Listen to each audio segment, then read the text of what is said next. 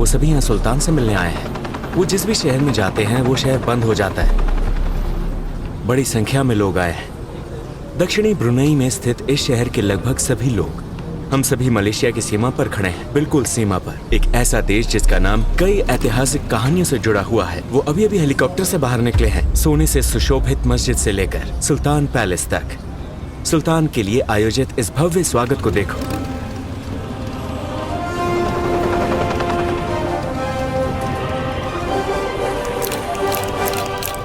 ये हैं सुल्तान हसन अल बोल्किया, जो अपने लोगों के साथ जश्न मना रहे हैं। वो दुनिया के सबसे अमीर लोगों में से एक है। ये उनका बेटा मतीन है, जिसे सोशल मीडिया पर काफी पसंद किया जाता है। लेकिन सवाल ये है कि ये देश कितना अमीर है।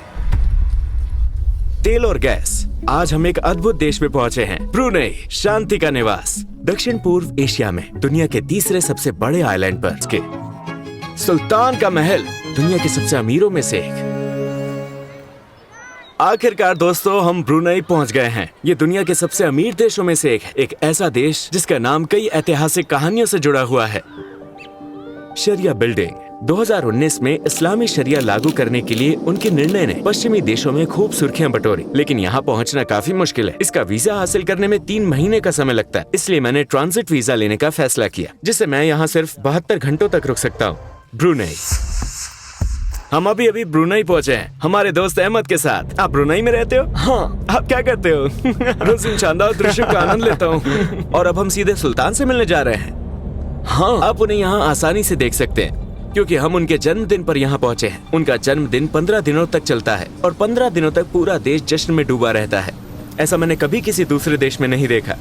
इसलिए अब जिस भी राज्य में जाएंगे आपको बिल्कुल ऐसा ही माहौल मिलेगा और सुल्तान यहाँ से गुजरेंगे और आप उन्हें बधाई दे सकते हैं। इसीलिए आज सभी लोग इस शहर में इकट्ठे हुए हैं।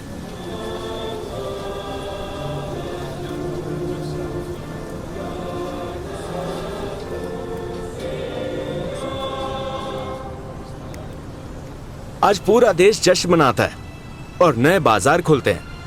क्या आप ये पीले बैनर देख रहे हैं? सभी दुकानों पर ये पीले बैनर लगे हैं जिन पर लिखा होगा हैप्पी बर्थडे। बेशक यहाँ आपको साफ सड़कें मिलेंगी।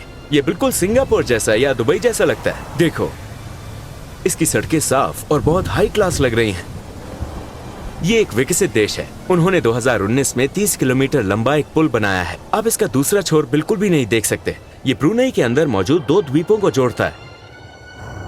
लेकिन भगवान की इस देश पर बहुत कृपा दृष्टि रही है। भगवान ने उन्हें तेलों का भंडार देकर समृद्ध बना दिया। हम सेरिया नामक क्षेत्र में पहुंचे हैं। इस क्षेत्र में उन्होंने 1929 में तेल की खोज की थी। और अब आप एक स्मारक देखेंगे, लेकिन उससे पहले देखिए यहाँ क्या लिखा है। All provider 1930। उन्होंने एक मस्जिद की तस्वीर लगाई है और एक तस्वीर जिसे पंप जैक के नाम से जाना जाता है। उन्होंने 1929 में शेल कंपनी की मदद से यहाँ तेल की खोज की। और इस स्मारक को देखिए, क्या आप इसे देख रहे हैं? ये उस जश्न का प्रतीक है जब उन्होंने 1 बिलियन बैरल तेल निकालने में सफलता हासिल की। यहाँ दक्षिण चीन सागर के पास गैस के अलावा तेल इस देश की आय का मुख्य साधन है। और इस स्मारक के शीर्ष पर क्या है? ये समृद्धि का प्रतीक है जो इस देश को तेल से प्राप्त हुआ। ये 2 लाइन्स तेल के प्रवाह का प्रतीक है। ब्रुनेई, शांति का निवास। क्या आपको शेल गैस स्टेशनों के बारे में पता है? जो तेल की एक कंपनी है, ये एक ब्रिटिश कंपनी है।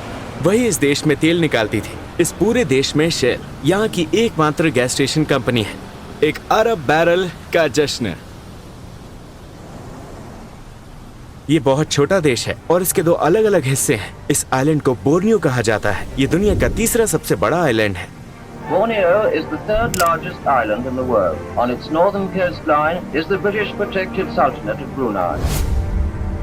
इन 2 हिस्सों के बीच मलेशिया है। दूसरी ओर जाने के लिए आपको बॉर्डर पार करना पड़ता था, इसलिए उन्होंने 2019 में इस पुल का निर्माण किया। ये एक अनोखा पुल है जो 30 किलोमीटर लंबा है।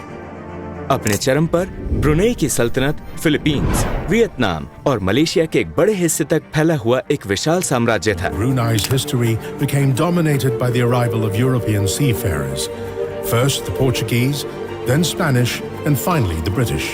फिर 100 वर्षों तक इस पर ब्रिटेन का कब्जा रहा और तेल की खोज बाद में हुई। After the discovery of oil, ये 1984 में ब्रिटेन से आजाद हुआ और अब इस देश में जो भी बचा है वो है ब्रुनेई, शांति का निवास।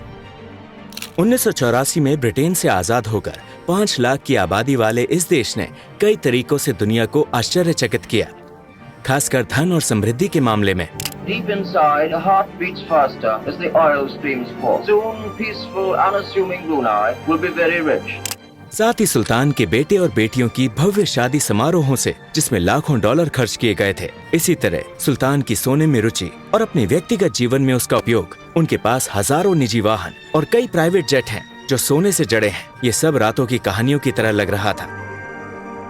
तभी सुल्तान ने इस्लामी शरिया लागू करने, सीमाएं तय करने और शराब पर प्रतिबंध लगाने का फैसला किया। इस देश में कहानियां सोने और हीरे से लिखी गई है। ये उस धन दौलत की कहानी है जो तेल और गैस से प्राप्त हुई है।